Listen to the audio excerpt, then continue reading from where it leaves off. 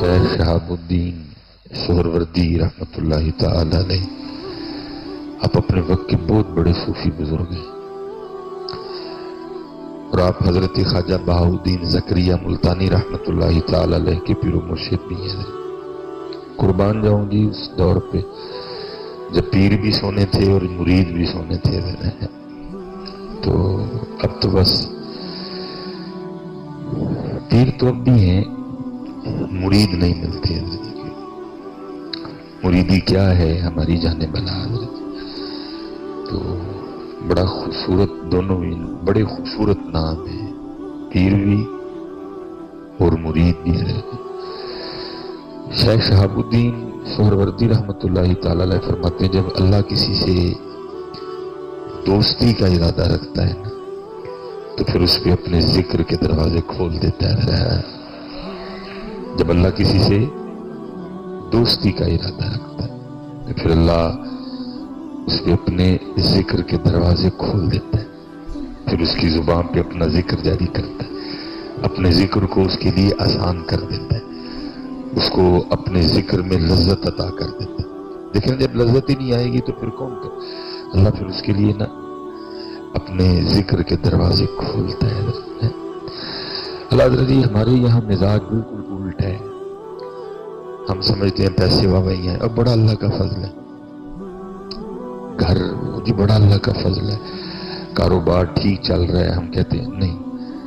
اللہ کا فضل اسی پہ ہے جس کو اللہ اور اللہ کے رسول کے ذکر کی توفیق ہے۔ یہ تو فضل نہیں ہے، یہ تو فرعون کے پاس بھی بڑا تھا، یہ تو نمرود کے پاس بھی بڑے تھے، یہ تو حامان کے پاس بھی بڑے تھے، یہ تو شداد کے پاس بھی بڑے تھے، تو کیا پھر ان پہ بھی اللہ کا فضل تھا؟ اللہ کا فضل اس پہ ہے جس کو 5 وقت نماز کی توفیق ہے، اللہ کا فضل اس پہ ہے جس کو ذکر اور درود کی توفیق ہے۔ اسی لیے تو یہ تو ہے نا پیر صاحب، اب ذرا مرید کی بھی سن لو،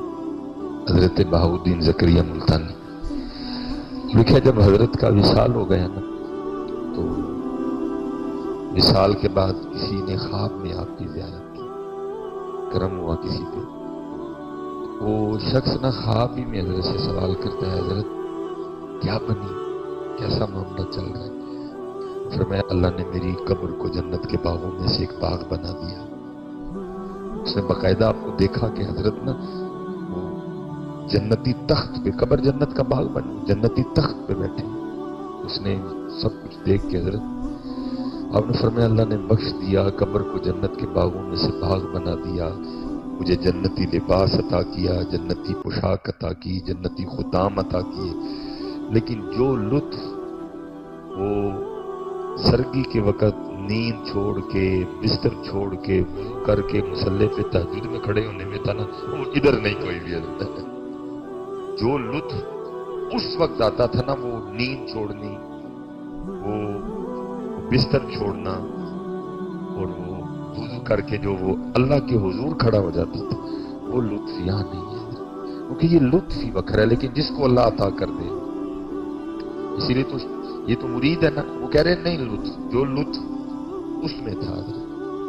اس میں وہ لطف نہیں، اسی لیے تو پھر پیر کیا فرماتے اللہ جس سے دوستی کا ارادہ رکھتا ہے تو پھر اس کی ابتدا کس سے کرتا ہے، اس کے لیے اپنے ذکر کے دروازے کھول دیتا ہے، یہ ابتدا ہوتی ہے، اس کے لیے اپنے ذکر کے دروازے کھولتا ہے، یہ دوستی کی ابتدا ہے، جس کو اللہ کے ذکر کی توفیق ہے نا، سمجھو یہ دوستی کی ابتدا ہو چکی ہے، یہ اللہ کا فضل ہے بھائی، اس میں یہ دوستی کی ابتدا ہوئی ہے۔ اب آگے آپ کا کام ہے کہ آپ ابتدا کو انتہا تک کیسے لے کے جاتے ہیں۔ اس نے تو ابتدا کر دی، اس نے آپ کو اپنے ذکر کی توفیق دے دی، اب آگے میرا کام ہے حضرت کہ میں آگے پھر کیا کرتا ہوں۔ لیکن اکثر و بیشتر حضرت اسی طرح ہوتا ہے کہ کچھ صحبت نہ ہونے کی وجہ سے، کچھ علم دین نہ ہونے کی وجہ سے پھر بندہ نہ، اور صوفیاں تو پہندا بھی بڑا نا شیطان حضرت، وہ نہیں ان کو آگے جانے دیتا، جتنے صوفی ہیں نا ان کو تو پڑھتا ہے، دبا کے پڑھتا ہے، کیونکہ میں نے پچھلے جمعے ادھر بھی عرض کی، کیونکہ بھائی چور نے تو ادھر ہی آنا نا جدھر کچھ ہے، اب جدھر ہے ہی کچھ نہیں تو اس نے کیا کرنے جانا ہے ادھر،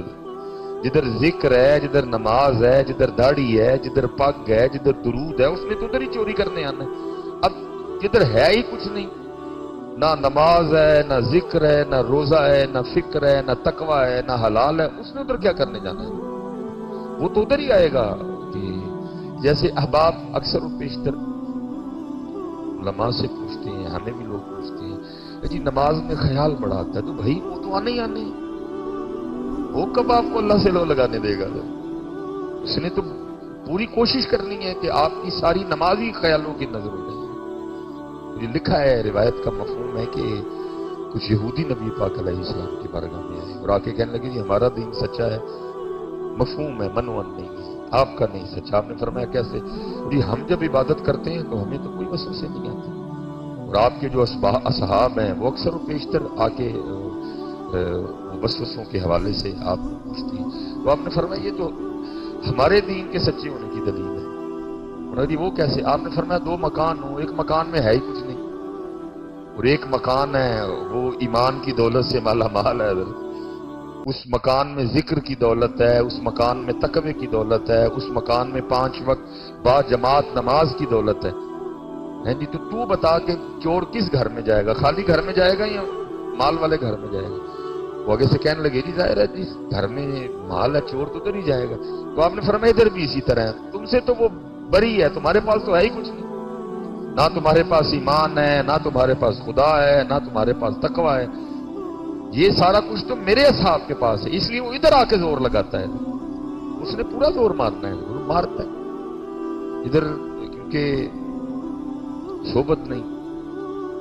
और बाकी हर चीज के लिए हम उस्ताद ढूंढते हैं, इंग्लिश सीखनी हो तो उस्ताद, ड्राइविंग सीखनी हो तो उस्ताद,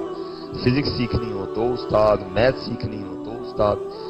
इतने नहीं उस्ताद चाहिए, ये तो सबसे औखा सब्जेक्ट है इधर। इतने तो उस्ताद भी चाहिए और उस्ताद भी पूरा और पक्का चाहिए।